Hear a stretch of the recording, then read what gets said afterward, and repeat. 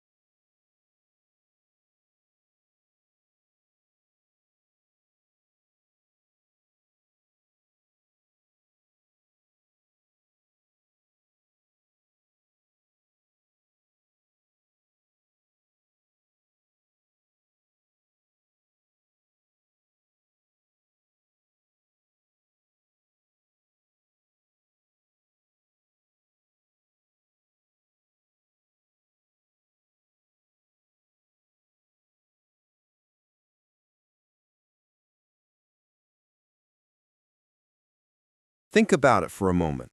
When you were a child, you understood this instinctively. You fell down, you got back up. You lost a toy, you found another. You were rejected by playmates, you played alone. You moved through setbacks with complete resilience. You were absolutely experiencing pain, totally feeling disappointment, but you never forgot, not really, that tomorrow was another day. The moment your mother called you for dinner, you released whatever tragedy had consumed you without a second thought. You didn't cling to being the victim. You didn't construct an identity around your failures. But somewhere along the way, we forgot how to let go.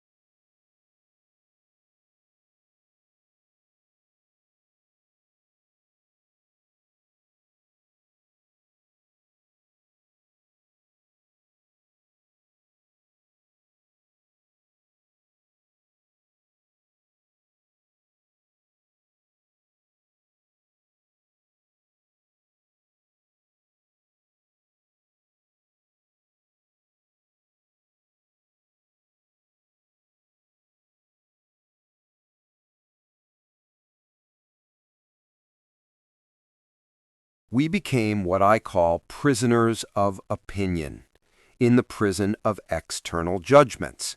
We got so absorbed in what others think, what fate delivers, what circumstances dictate, that we forgot we had sovereignty over our own mind.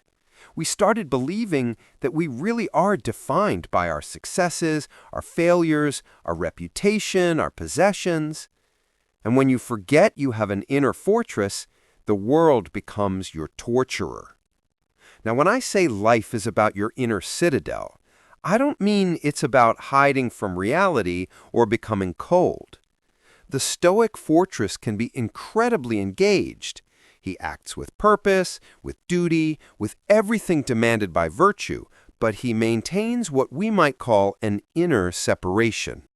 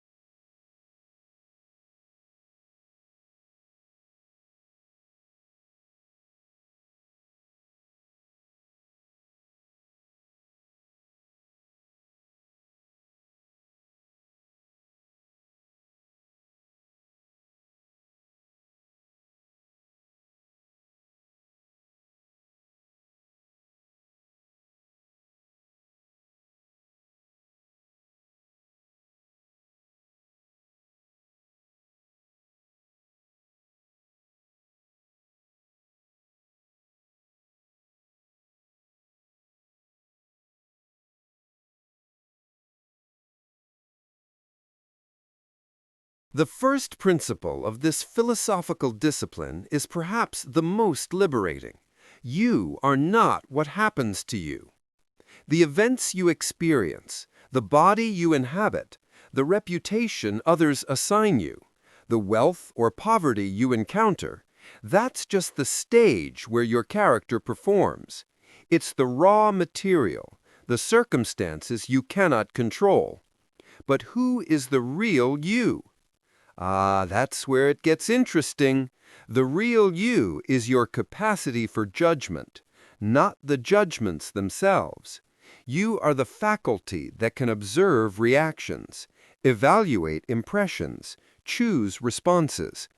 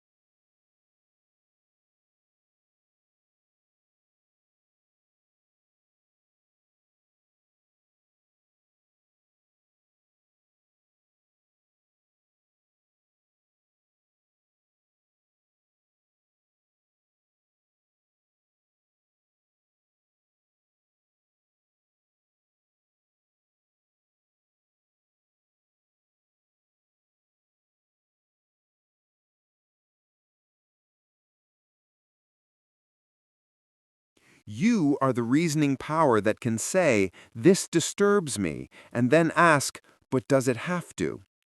You are, if you will, the ruling center from which all voluntary action flows. Once you see this, really see it, everything changes completely. You realize you've been like a commander who abandoned his post to chase after the enemy's arrows. Suddenly, you remember you are not trapped by circumstances. You can respond to them skillfully, endure them virtuously, but you don't have to be broken by them. Here's another principle that most people miss entirely. Life has no external winning condition. There is no ultimate prize of comfort, no finish line of guaranteed happiness where you can finally declare victory and coast forever.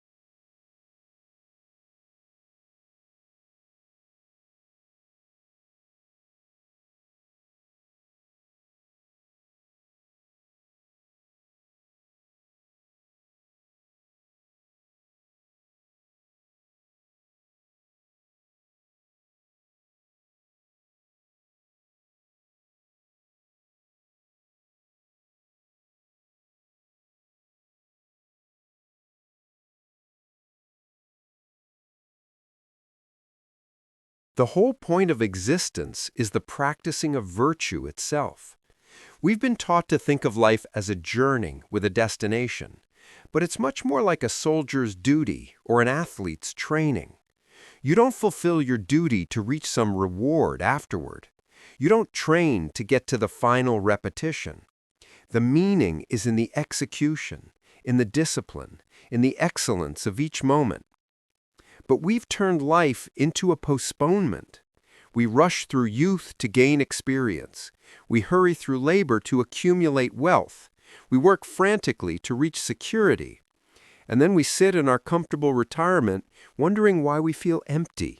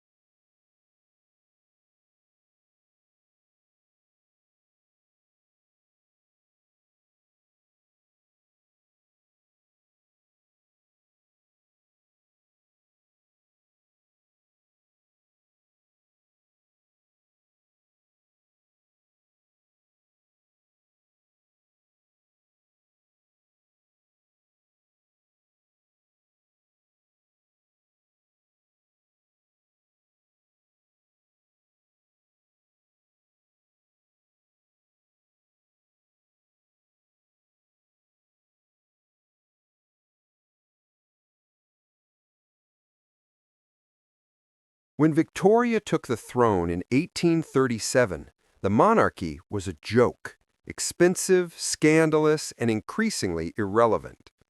When she died in 1901, it was the symbolic heart of the largest empire in history, respected globally and secure in its role. This transformation wasn't inevitable. It required specific decisions at specific moments, and most of those decisions looked wrong at the time. Rejecting her mother seemed heartless. Marrying Albert seemed politically naive. Withdrawing after his death seemed like dereliction of duty. Demanding an imperial title seemed like pure vanity.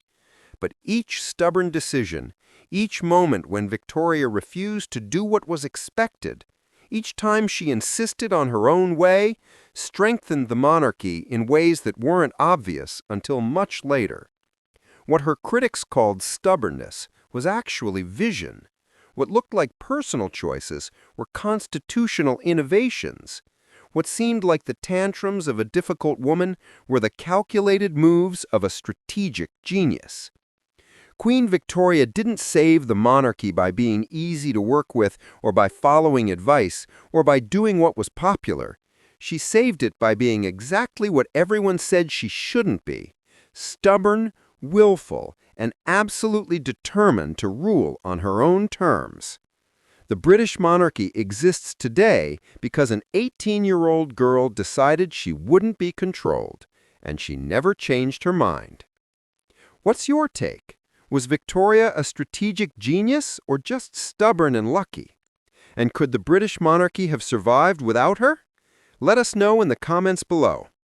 If you enjoyed this deep dive into royal history, smash that like button, subscribe for more, and check out our video on how Edward VII scandalized Victorian society. Thanks for watching.